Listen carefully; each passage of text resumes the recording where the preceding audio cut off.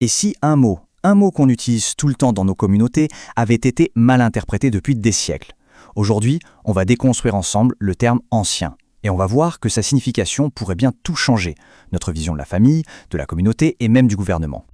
Imaginez une seconde que le mot ancien ne désigne pas du tout une fonction officielle, mais un rôle beaucoup plus fondamental, plus naturel.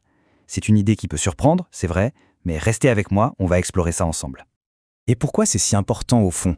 Parce que la façon dont on définit ce simple mot, eh bien ça influence directement la structure de toute notre société. Ça touche à notre liberté et à la manière dont on est gouverné. Ce n'est pas juste une question de vocabulaire, c'est une véritable question de pouvoir. Pour bien comprendre où on en est aujourd'hui, il faut faire un petit retour en arrière, remonter à la source. On va démêler ensemble les origines du mot « ancien » pour vraiment saisir ce qu'il voulait dire au départ. Alors, regardons les origines. En grec, on a presbytéros, et en hébreu, zaken. Dans les deux cas, la signification est d'une simplicité désarmante. Ça veut dire homme âgé, ou plus précisément, l'homme le plus âgé, le chef de famille. Il n'est jamais question de hiérarchie, de titre ou de fonction officielle. C'est un statut naturel qui découle de la structure même de la famille. Et attention, ce n'est pas un terme anodin qu'on trouve au hasard. On le retrouve plus de 230 fois dans les Écritures.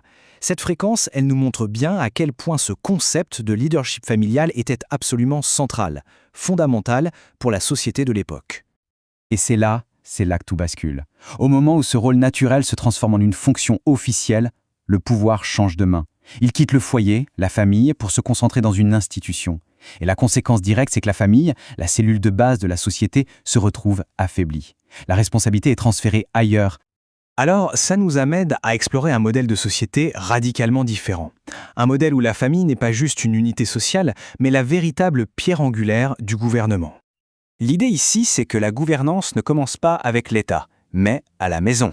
La famille est vue comme le tout premier gouvernement, une structure naturelle où le père, en tant que chef, porte la responsabilité première. C'est le véritable fondement de l'ordre social. Et ce modèle, il se déploie de manière très organique, très naturelle. À la base, il y a la famille, avec le père comme ancien. Ensuite, plusieurs familles, disons une dizaine, choisissent de s'unir pour former une congrégation. Et ces congrégations, à leur tour, peuvent créer un réseau encore plus large, une sorte de filet de sécurité sociale entièrement basé sur le volontariat et l'entraide. Pour que tout ça devienne plus concret, l'histoire de Rome nous offre une analogie vraiment saisissante. On y voit s'affronter deux modèles de paternité et d'autorité qui sont aux antipodes l'un de l'autre. On a vraiment deux visions du monde qui s'opposent. D'un côté, la patria potestas, l'autorité du père naturel. Le pouvoir et la responsabilité restent dans la famille, ce qui encourage la liberté et la charité volontaire. De l'autre côté, le parens patriae. L'État se positionne comme le père de la nation. Le pouvoir est centralisé, l'État crée des droits pour les citoyens et l'aide sociale devient une obligation, un système qu'on pourrait appeler Corban.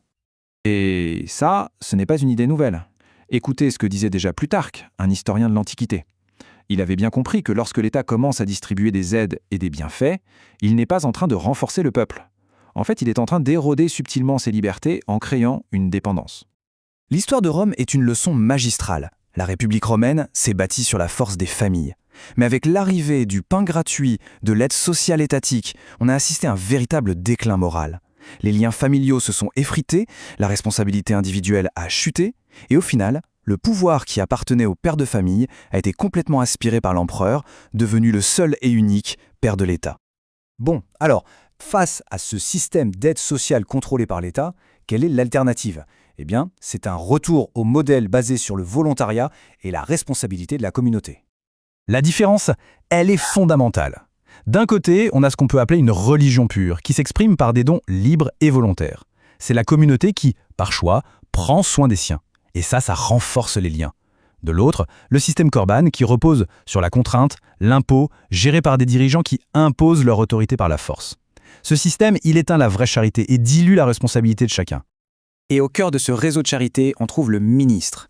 Mais attention, le mot est important. Il n'est pas un dirigeant, pas un chef. C'est un serviteur, choisi et soutenu financièrement par les familles. Sa mission, c'est de coordonner l'aide au sein de la communauté.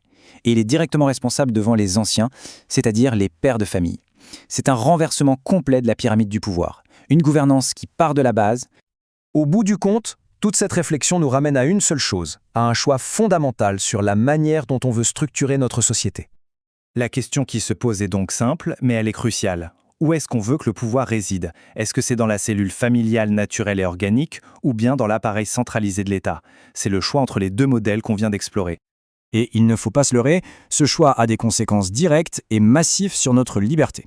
Le système qu'on adopte, que ce soit consciemment ou non, définit le degré de liberté et de responsabilité qu'on exerce vraiment dans nos vies. Bien sûr, cette discussion ne fait qu'ouvrir la porte à une réflexion bien plus large. Si ce sujet a résonné en vous, n'hésitez pas à aimer cette analyse, à la partager et à laisser vos pensées en commentaire. Pensez à vous abonner pour ne pas manquer les prochaines. Et pour ceux qui veulent aller plus loin, qui cherchent à explorer un réseau basé sur ces principes, rejoignez le réseau vivant des chercheurs du Royaume de Dieu. Le lien se trouve dans la description. Merci pour votre temps.